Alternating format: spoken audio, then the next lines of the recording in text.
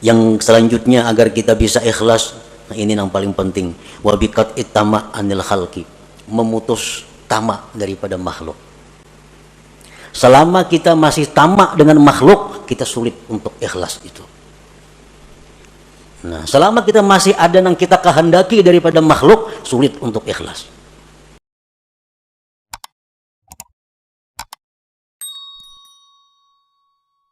Imam Ahmad Ibnu Athaillah mencontohkan amal perbuatan kita ini, baik yang jismani atau yang rohani, itu seperti tubuh, seperti jasad.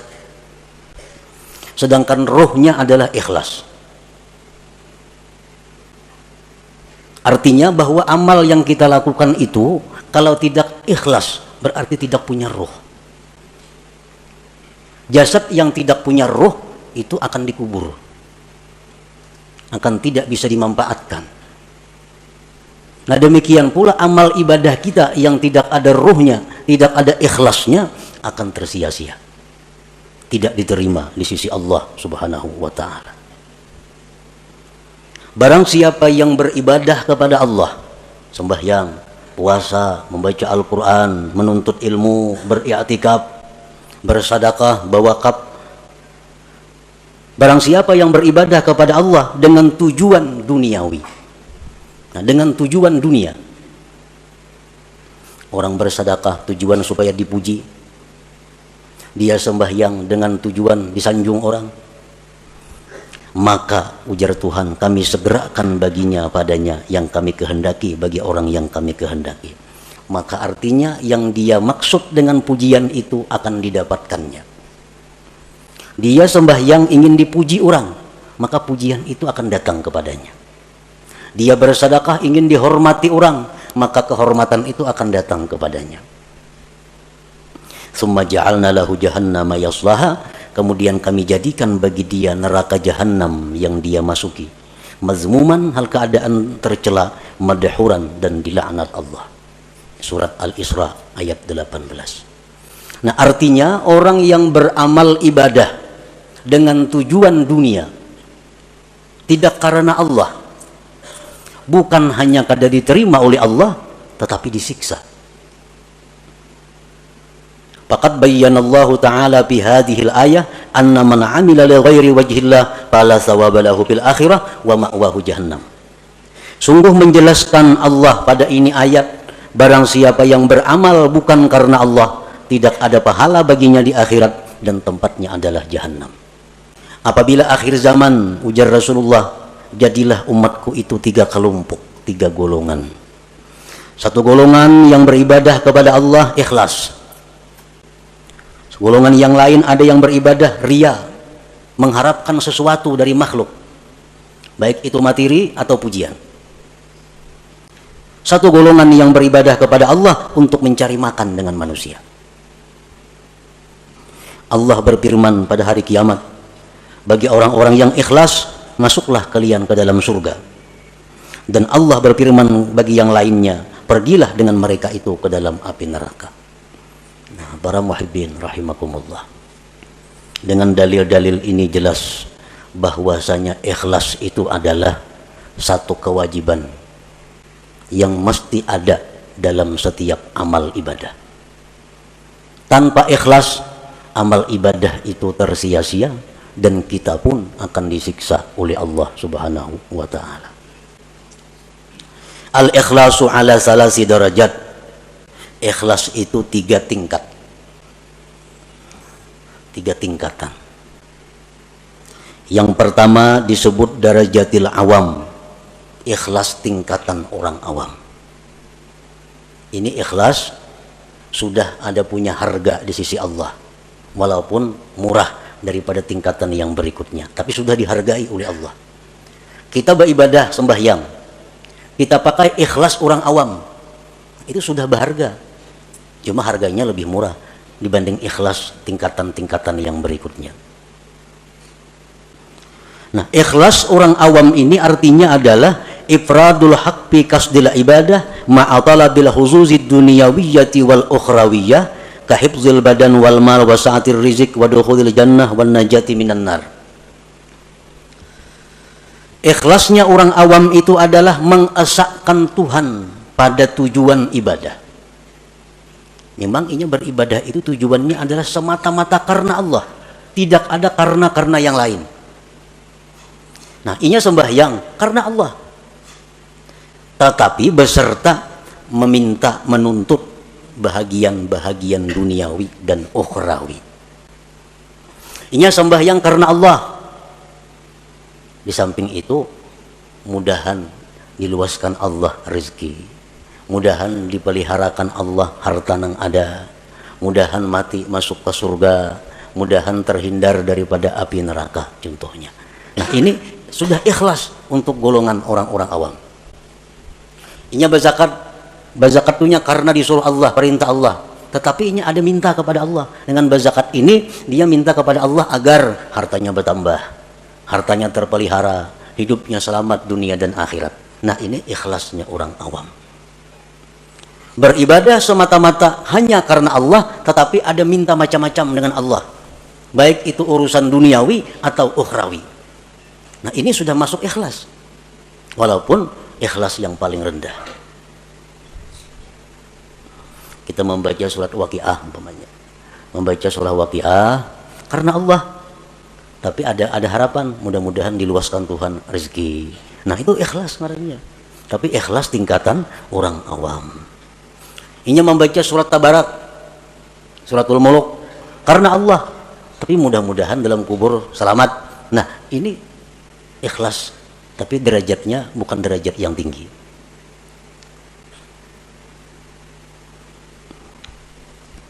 Yang kedua, darajatul khawas, derajat ikhlas orang khawas.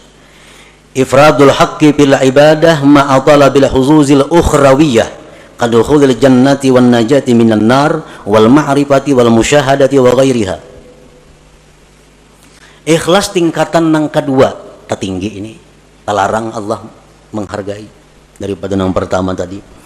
Nah, ikhlas derajat yang kedua ini adalah mengesahkan Allah pada ibadah. Artinya inya beribadah itu semata-mata hanya karena Allah, kada ada karena yang lain. Tetapi serta tuntutan akhirat, masuk surga, selamat daripada api neraka, diberi Tuhan ma'rifat, diberi Tuhan musyahadah. Nah, ini yang dituntutnya kepada Allah. Ini berzikir banyak 1000 sehari atau 10.000 sehari. La ilaha illallah, la ilaha illallah. Tujuannya apa berzikir ini? Karena Allah. Allah nyuruh berzikir, tapi inya minta kepada Allah agar diberi ma'rifat kepada Allah, agar diberi musyahadah. Nah, ini ikhlas tapi menurut tingkatan khawas ngarannya, belum lagi sampai ke derajat yang tertinggi daripada ikhlas itu, tapi sudah ikhlas ngarannya. Ya, tadi orang membaca surah Tabarak supaya dalam kubur selamat daripada fitnah kubur. Nah, ini ikhlas, tuntutan akhirat. Ini ikhlas derajat khawas ngarannya. Ini kadada dalam ibadah itu minta kepada Allah urusan dunia kadada. Nah, beribadah kepada Allah karena Allah, nang dimintanya kepada Allah urusan akhirat. Kadada urusan disihatkan badan, kadada urusan dimurahkan rezeki, kadada urusan berdagang supaya payu, kadada. Urusannya apa? Inya beribadah nih karena Allah, nang dimintanya kepada Allah urusan akhirat. Nah, ini ikhlas tingkatan nang nomor 2. Ini lebih hebat daripada yang pertama tadi. Yang ketiga, darajatul khawasil khawas. Nah, ini derajat yang tertinggi. Tahqiqul ubudiyah wal qiyamu bi huquqir rububiyah fil ibadah. Dia beribadah itu semata-mata memantapkan kehambaannya dan mendirikan dengan hak Tuhannya. Aku beribadah ini semata-mata karena Allah dan aku ini adalah hamba Allah, titik. Perkara masuk surga, perkara neraka itu kada tahu urusannya. Nah, inya berzikir karena menjunjung perintah Allah, habis ingat situ. Inya sembahyang, aku semata-mata menjunjung perintah Tuhan karena aku ni hamba, aku mesti sembahyang. Habis ingat situ. Kada ada macam-macam lawan Tuhan tu kehendak permintaan, kada ada. Nah, inilah derajat ikhlas yang tertinggi itu. Nah, para muhibbin rahimakumullah. Jadi apapun di antara derajat ikhlas yang 3 macam itu, apabila ada di dalam amal ibadah kita, maka amal ibadah kita itu sudah hidup, sudah punya roh. Artinya ada harga di sisi Allah Subhanahu wa taala. Kita membaca Quran, di dalam situ ada ikhlas, walaupun derajat-derajat orang awam sudah selamat. Apalagi kita membaca Quran, di situ ada ikhlas derajatnya orang khawas, lebih larang lagi Allah menghargai. Apalagi ikhlas nang nomor 3, makin larang lagi harganya. Nah, makanya ibadah itu dibalas 10, bisa 70, bisa 100, bisa lebih pada itu, tergantung mutunya ibadah itu, tergantung kualitasnya ibadah itu. Para muhibbin rahimakumullah. Nah, jadi kita sudah tahu pentingnya ikhlas tadi. Pentingnya kita beribadah itu karena Allah. Kalau kada macam itu, sembahyang kita ditolak dan kita disiksa. Kita puasa kada karena Allah, puasanya ditolak dan kita disiksa. Kita bersedekah kada karena Allah, berbagi-bagi duitnya, tapi kada karena Allah, duitnya kada diganti Tuhan, berpahala kada, disiksa, duitnya habis. Kalau orang tuh bersedekah karena Allah, akan mendatangkan kelapangan, mendatangkan kebahagiaan, karena Allah. Tapi kalau orang ini membagi-bagi duit, membagi baras, membagi apa, kada karena Allah, ujung-ujungnya bisa gila, bisa stres, karena kada karena Allah. Nah, ini akibatnya dalam dunia pun sudah menderita.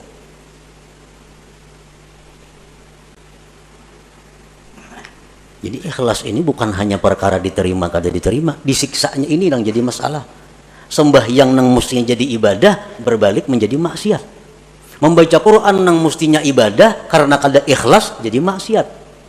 Bersedekah nang mestinya ibadah tapi karena kada ikhlas jadi maksiat.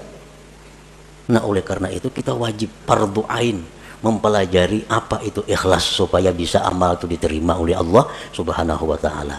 Dan sesudah kita belajar ikhlas tadi macam itu, tinggal kita berusaha bagaimana cara mengamalkan, bisa melakukan ikhlas itu. Para muhibbin rahimakumullah, yuktasabul ikhlas bitadabburil ayati wal akhbar fi targhibil ikhlas wa tarhibir riya. Nah, supaya kawa ikhlas, kita sudah tahu tadi ikhlas tadi ibadah nang karena Allah, kada ada karena nang lain-lain, itu ikhlas. Tahu sudah kita. Cuma kayak apa supaya kau menerapkan itu di dalam ibadah kita. Nah, kita cari, kita renungi Al-Quran, bagaimana memuji orang yang ikhlas. Al-Quran, Al-Hadis, bagaimana menerangkan akibat surga terhadap orang yang ikhlas. Al-Quran, Al-Hadis menakutkan bagaimana orang yang kada ikhlas. Orang yang kada ikhlas itu beramal, apapun amal ibadah, kada ikhlas. Itu di akhirat dipanggil Allah dengan panggilan ya munafik, hai munafik. Ya ghadir, hai penipu. Nah, kita tuh beribadah kada ikhlas. Allah memanggil di akhirat dengan panggilan hai penipu, hai orang munafik. Nah, ini yang kita renungi hadis-hadis seperti ini agar kita bisa ikhlas. Bahkan diriwayatkan bahwa orang yang tidak ikhlas itu nanti di akhirat akan diulu-ulu oleh Allah. Sebagaimana dia dalam dunia mengulu-ulu kepada Allah. Kan sembahyang. Tapi sembahyang ini yang dicarinya adalah pujian. Itu mengulu-ulu Tuhan ngarannya. Kisahnya menyembah Tuhan, tapi hatinya menyembah orang yang dia harapkan. Nah, di akhirat dibalas Allah. Ya Tuhan, pulang bin pulan masukkan ke surga. Masukkan, nah bujurut pasukaan ke surga. Sampai kamu ke pintu surga, ditutup orang pintunya, tak ditutup. Nah, ya Tuhan, dalam dunia ikam maulu-ulu aku, sekarang giliranku maulu-ulu ikam. Nah, ditampayakan surga kenikmatan, sekalinya kada boleh masuk ke neraka dulu singgah. Nah, inilah akibat orang yang maulu-ulu Allah di dalam dunia. Bersedekah itu ibadah.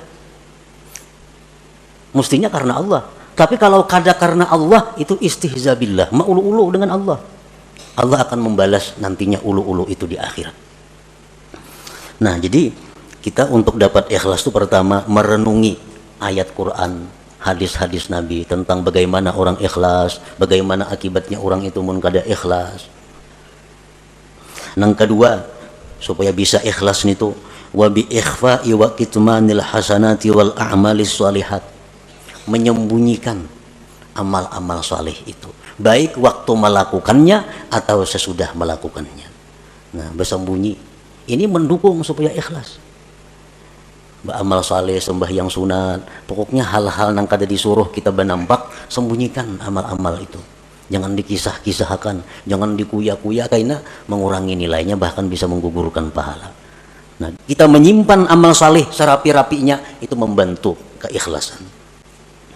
Yang selanjutnya agar kita bisa ikhlas, nah ini yang paling penting, wabikat ittama anil khalqi, memutus tamak daripada makhluk.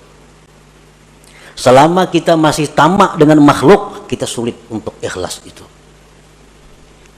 Nah, selama kita masih ada yang kita kehendaki daripada makhluk, sulit untuk ikhlas.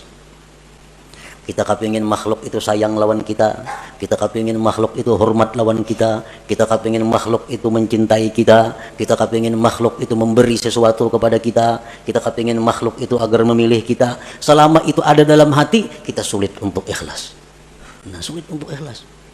Jadi putuskan harapan-harapan kepada makhluk.